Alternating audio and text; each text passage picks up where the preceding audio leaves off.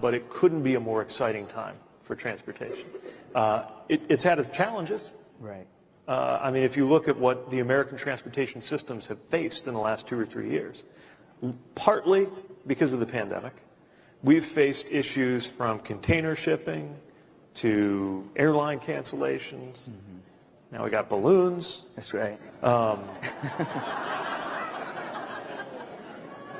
But also the best time ever to be working in transportation because of these resources. And we know ultimately it's in the hands of those who are on the ground that the biggest difference is going to be made.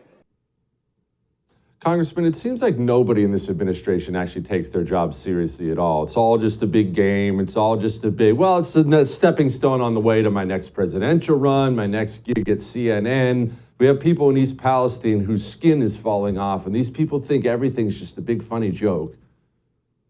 It's really sad to see this. I mean, first of all, Pete Buttigieg is not good at his job. Nobody ever said he was qualified to do this job. It was all politics. It was all intersectionality from the left.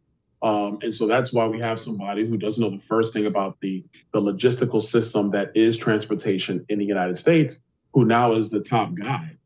It's really unfortunate for our people. I've seen him go out and he makes these comments, and the reporters, they ask him all these questions that have nothing to do with what his job actually is. So it's very frustrating, especially with what's going on in Ohio with this ecological tragedy, this human tragedy, because there are Americans whose lives are being destroyed as a result of this accident. And I don't want to put this on his head as it's his fault the accident occurred, but for him not to have a firm grip and understanding, and that's what he's talking about and leading with, that shows his complete disregard for the tragedy that's happening in Ohio right now. It feels like this is universal across the leadership of all of our cultural institutions now, not just government, but definitely government, from CDC, FBI. It doesn't matter which institution you talk about.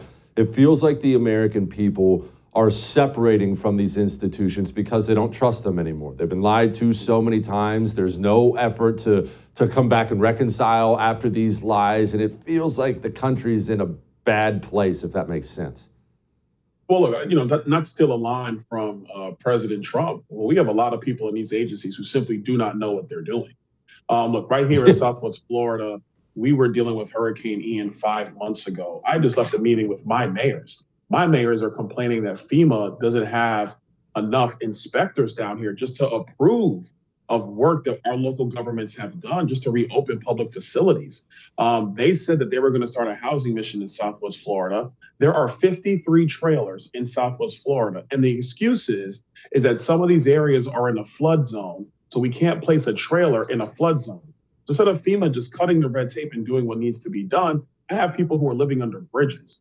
It's this type of stuff that comes from the agencies, which is why the American people are not even frustrated with their government at this point. They're just sick of their government. And it's going to require people to come in, get the job done, ignore the fan dance of saying things the right way and preening for the cameras, and just get to work on behalf of the American people. Support the First TV today and get instant access to exclusive specials like Who is Ron DeSantis, the history of FBI scandals, and America's worst presidents. Visit thefirsttv.com/support or download the First TV app to become a supporter and start watching today.